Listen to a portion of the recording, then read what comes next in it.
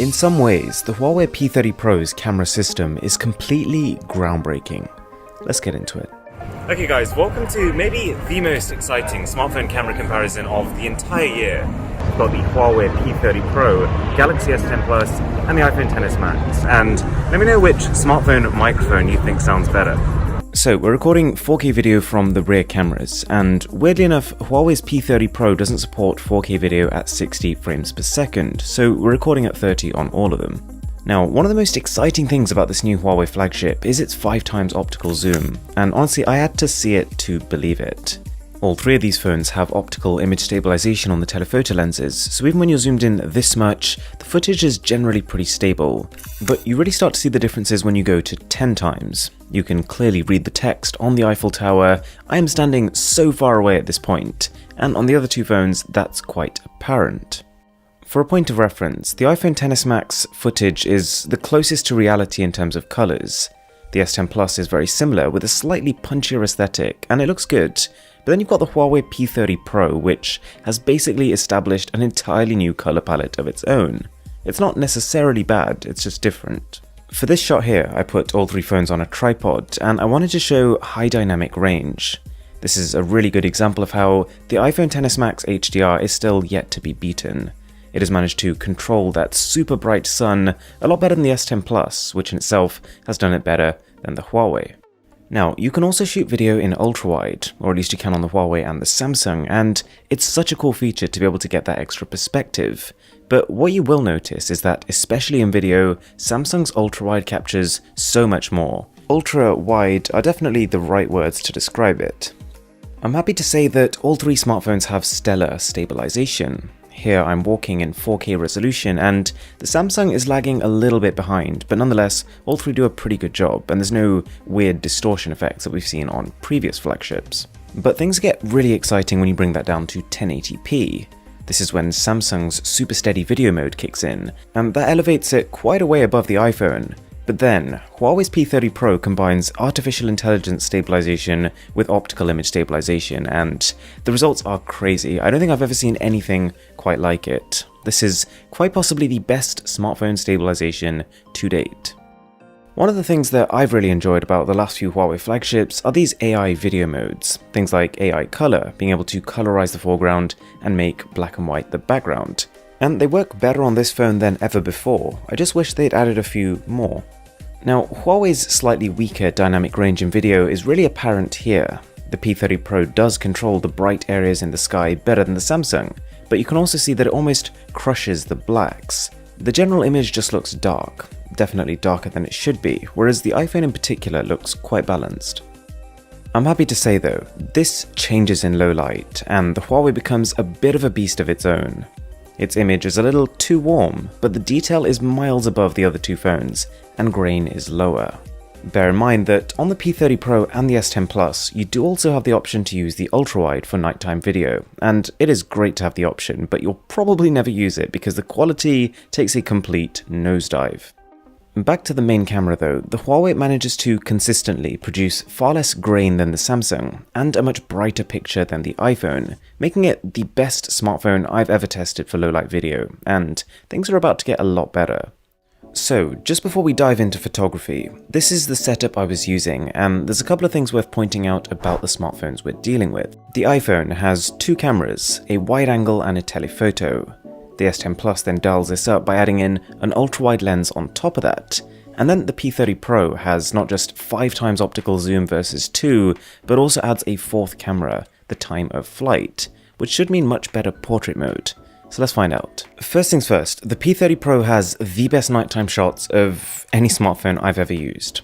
Providing you use the night mode, and you're happy to hold the phone steady for 4 to 6 seconds, the results are sharper, brighter, and generally cleaner than the competition.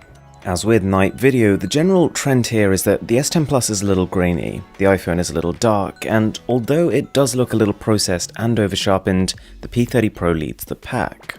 Also, whilst having to hold the phone still for a few seconds to take a nighttime shot can be a bit of a pain, and it can mean that moving objects like cars are blurred, this doesn't seem to happen any more often than on the other two phones. They too have to keep their camera shutter open for a long time at night to let more light in, but they don't have the night mode software to cope with it.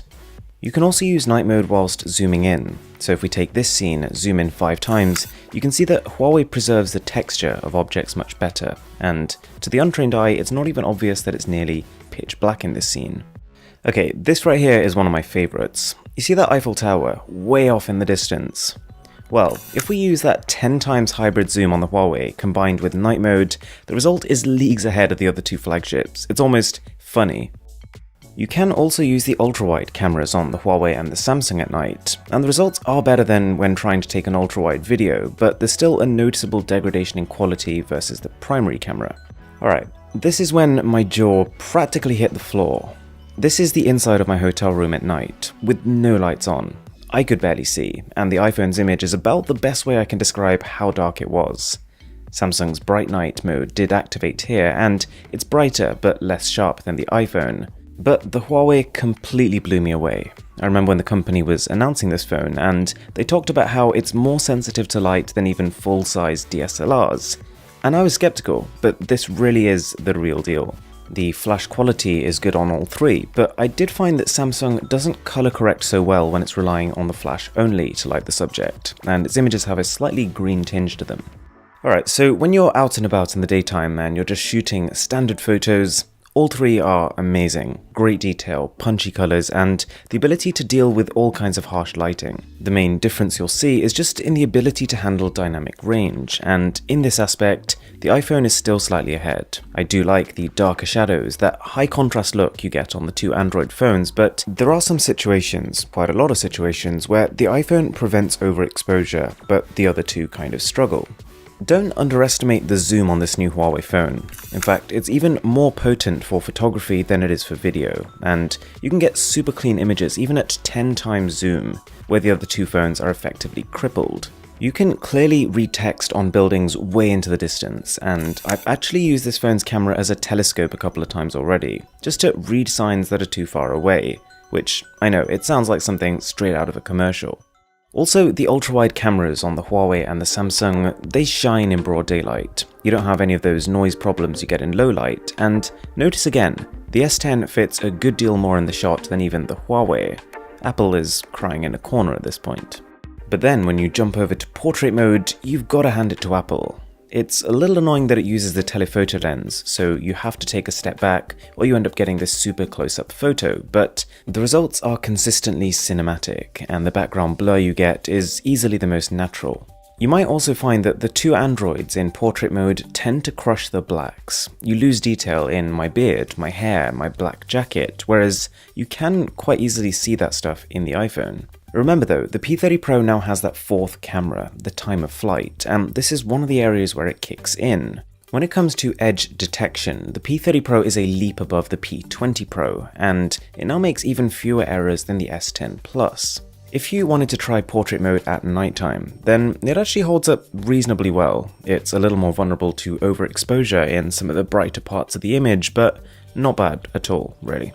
The Huawei P30 Pro has yet another trick that no one's really talking about: macro. It can get so close to subjects and still retain focus on them. This is followed by the S10 Plus, which can also get pretty close, and then the iPhone, which really struggles to get close at all. What about detail? What about if you just wanted to take a shot and be able to blow it up to as large a size as you wanted? Well, the P30 Pro can shoot 40 megapixel images versus 12 on the S10 Plus and iPhone XS Max. To be honest though, a little underwhelming. This sensor needs perfect lighting conditions to really get good results, and without it, you're probably better off with the S10 Plus. The actual 12 megapixel sensor is capturing more detail. Samsung also wins when it comes to the front camera video. The S10 Plus can record at 4K resolution, 4 times the number of pixels of the other 2. That's not to say its image is 4 times better, and this is definitely not the best 4K video you're ever going to see, but my vote would go with Samsung overall for this. The P30 Pro has better stabilization, but I like how Samsung can shoot video at a really wide angle versus the other 2. Front camera photos, or selfies, are probably the most subjective part of this comparison. Some people prefer beautification, others prefer pin drop accuracy. You can't really please everyone. What I can say is that the XS Max has the most consistent and the most balanced colors, And Huawei has the crispiest selfies, as you'd expect, given its 32 megapixel sensor. They can all shoot portrait selfies too, but the S10 Plus with its specialized depth sensor does by far the best job, not just out of these three phones, but any smartphone I've ever tested. It also copes much better in low light versus the other two, which quickly become super dark and super soft looking. You do get the option for front flash on all three, using the display to light your face, and the P30 Pro definitely benefits the most from this. It kinda needs this light to perform well. I'm a bit disappointed with Huawei's slow motion situation.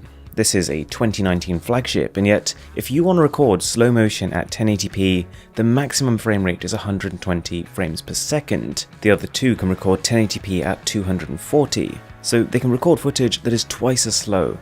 If you do want to record 240 frames per second on the Huawei, you can, but at 720p resolution, which doesn't hold a candle to the other two phones. It is nice that you can shoot bursts of super slow-mo like on the Samsung, but the S10 wins in terms of quality. Huawei is using some sort of software interpolation to reach this 960 FPS limit, and you can kinda tell. So, which phone do you think won?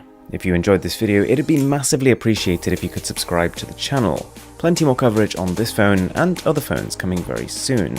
As always, thank you so much for watching. My name is Aaron, this is Mr. Who's the Boss, and I'll catch you in the next one.